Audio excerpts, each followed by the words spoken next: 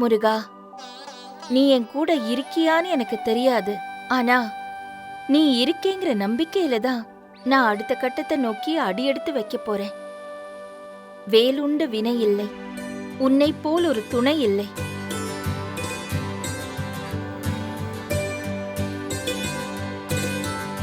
நான் யாரையும் எதிர்க்கவோ இல்ல நான் யாருன்னு காட்டிக்கிறதுக்காகவோ இந்த முடிவை எடுக்கல.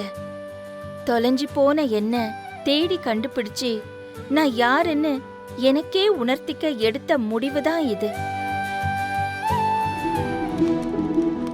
மேடம், நான் எம்டி சாரை பார்க்கணும். யார் நீங்க? என்ன விஷயமா எம்டியை பார்க்கணும்? அப்பாயின்மெண்ட் இருக்கா?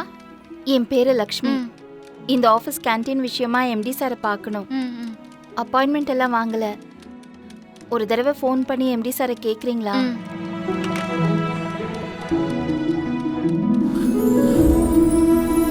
சார், லக்ஷ்மின்னு ஒருத்தவங்க ஆஃபீஸ் கேண்டீன் விஷயமா உங்களை பார்க்க வந்திருக்காங்க. உள்ள அனுப்பவா? வர சொல்லுங்க. Okay sir.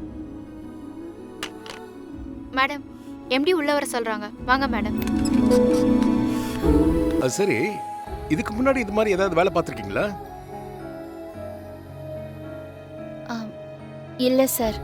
வீட்ல சமைக்கிறதும் அதையே வேலையா செய்யறதும் வேற வேற. ஆனா உங்களால இந்த வேலை செய்ய முடியும்னு நான் எப்படி நம்புறது? சார், என்னால முடியுமான்னு ஒரு வாய்ப்பு கொடுத்தா தானே நிரூபிக்க முடியும்.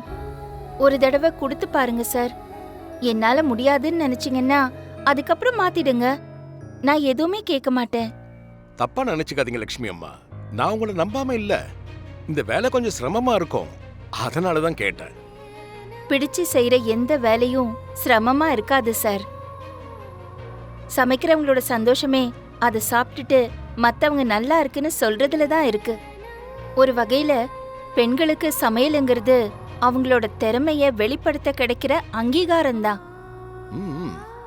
நீங்க குடுக்கிற வேலையில எனக்கு பணம் கிடைக்குங்கிற ஒரு சுயநலம் இருந்தாலும் அதையும் மீறி மத்தவங்களுக்கு நான் அன்பா செய்யறேங்கிற ஒரு பொதுநலமும் இருக்குல்ல சார். என்னை நம்பி அந்த வேலையை எனக்கு கொடுங்க சார். உங்க நம்பிக்கைய நான் கண்டிப்பா காப்பாத்துவேன். லட்சுமி அம்மா, உங்க பேச்சிலேயே இந்த வேலையை எவ்வளவு முக்கியமா நினைக்கிறீங்கன்னு தெரியுது. அது மட்டும் இல்லாம இந்த வேலையை நீங்க நல்லா செய்வீங்கன்னு புரியுது. அதனால நாளையில இருந்து நம்ம ஆபீஸ் கேண்டீனை நீங்க நடத்த ஆரம்பிங்க. கீதா, இந்த பெரிய வடிகட்டி சரியா இருக்கும்ல? சரியா இருக்கும்க்கா. சில பேருக்கு டீல இஞ்சி வாசனையே இருக்கக்கூடாது. அப்படி யாரும் அங்க இருந்தாலும் இருக்கலாம். நீங்க அவங்களுக்கு தனியா வடிகட்டி எடுத்து வச்சுக்கோங்க. அப்பதான் சரியா இருக்கும். சரி சரி. கீதா சொல்ற மாதிரி எல்லாத்தையும் தனித்தனியா வச்சுக்கோ லக்ஷ்மி. எல்லாத்தையும் ஒண்ணா போட்டு கலந்துராத, சரியா? ஆமா லக்ஷ்மி, நீ இந்த வேலைக்கு போறது சந்தோஷ்க்கு தெரியுமா? தெரியாது. வீட்ல யாருக்குமே தெரியாதாக்கா? சந்தோஷ் அப்புறம் இதுக்கு வேற ஏதாவது சொல்லி கத்த போறான் லக்ஷ்மி. அவன்கிட்ட சொல்லிடேன். ஆமாங்கா, அர்ச்சனாக்கா சொல்றதா எனக்கும் சரின்னு படுது. நான் சொன்னா அதை ஏத்துக்கிற மனநிலையில இங்க யாரும் இல்ல. இப்போதைக்கு நான் யார்கிட்டயும் சொல்றதா இல்ல. இந்த வேலை எனக்கு ரொம்ப முக்கியம். யாருக்காகவும் இந்த வேலையை நான் விட்டு கொடுக்கற மாதிரி இல்ல. கீதா, இந்த இஞ்சி போதும்னு நினைக்கிறேன். தேவைன்னா நான் இடிச்சுக்கிறேன். லக்ஷ்மிமா, இந்தாங்க. இந்த கேன்ல டீ வச்சா குறைஞ்சது 3 மணி நேரமாவது டீ ஆறாம இருக்குமா? அப்படியா? ரொம்ப நன்றி சிங்காரம். சரிங்கம்மா. அக்கா, இந்த பேப்பர் கப் சைஸ் ரொம்ப பெருசா இருக்கே, இன்னும் சின்னதா வாங்கிருக்கலாம்ல? நான் தான் அதை வாங்கிட்டு வர சொன்னேன். டீ கொஞ்சம் நிறைவா குடிச்சாதான் வீட்டுல குடிச்சது போல இருக்கும். அதுக்குதான். சரியா சொன்னீங்கம்மா. கடையில எல்லாம் 10 ரூபா வாங்கிட்டு டீயா குடுக்கறானுங்க. வாய்க்கும் பத்தாம வயிற்றுக்கும் பத்தாம அநியாயம் பண்றானுங்கம்மா. இதுல வச்சிடலாம். அதெல்லாம் அதுல வச்சுடு. அக்கா, சக்கரை வச்சிட்டீங்களா? வச்சுட்டேன். இந்த ஏலக்காய் இதுல வைக்கிறேன். லக்ஷ்மி, இந்தா.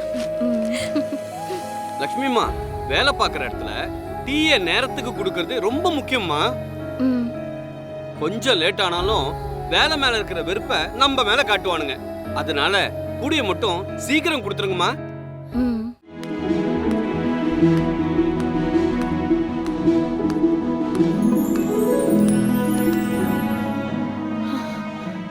சார் என்ன மேடி, எதுக்கு இப்படி மூச்சு வாங்குது? அபார்ட்மெண்ட்ல ஒரு பயங்கரமான சம்பவம் நடந்துட்டு இருக்கு தெரியுமா உங்களுக்கு? அப்படி என்ன நடந்திருக்கு? நம்ம அபார்ட்மெண்ட்ல இருந்து புதுசா ஒரு பிசினஸ் உமன் வர போறாங்க. யாரு?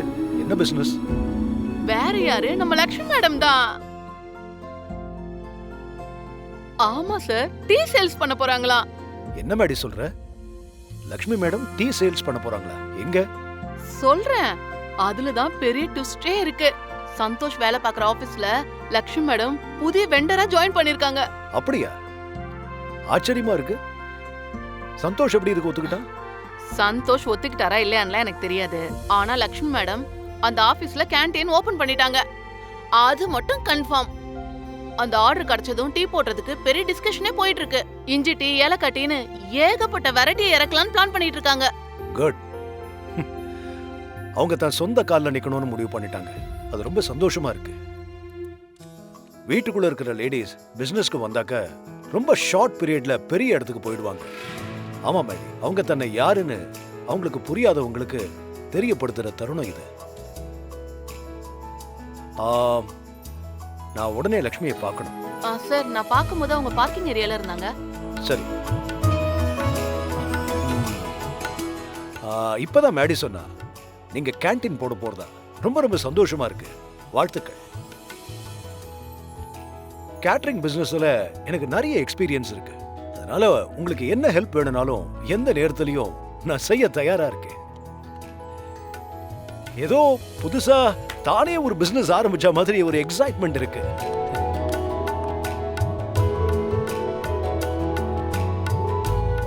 நீங்க டீக்கு மிஷின் வைக்காம அங்கேயே ப்ரிப்பேர் பண்ணி கொடுக்கணும்னு நினைச்சீங்கல்ல, அது ரொம்ப நல்ல விஷயம். நாம டீ போடுற டேஸ்ட் மிஷின்ல வராது. அப்புறம் என்கிட்ட நிறைய சைஸ்ல டீ ஃபில்டர்ஸ்லாம் இருக்கு. அதெல்லாம் உங்ககிட்ட கொடுக்குறேன், நீங்க யூஸ் பண்ணிக்கங்க. வேண்டாம். அப்புறம் பேப்பர் கப்புக்கு பதிலா பாக்கு மட்டையில கப் இருக்கு, அதை நான் உங்களுக்கு தரேன். கஸ்டமர்ஸ் கண்டிப்பா இம்ப்ரெஸ் ஆவாங்க. நான் என்ன ஹரிஸ் கிச்சனோட பிரான்ச்சா?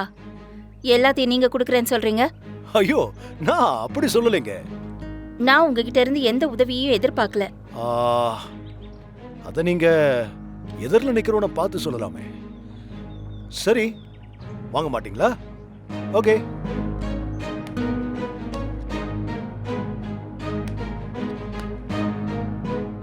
நான் ஒன்று சொன்னா தப்பா நினைச்சுக்க மாட்டீங்களே?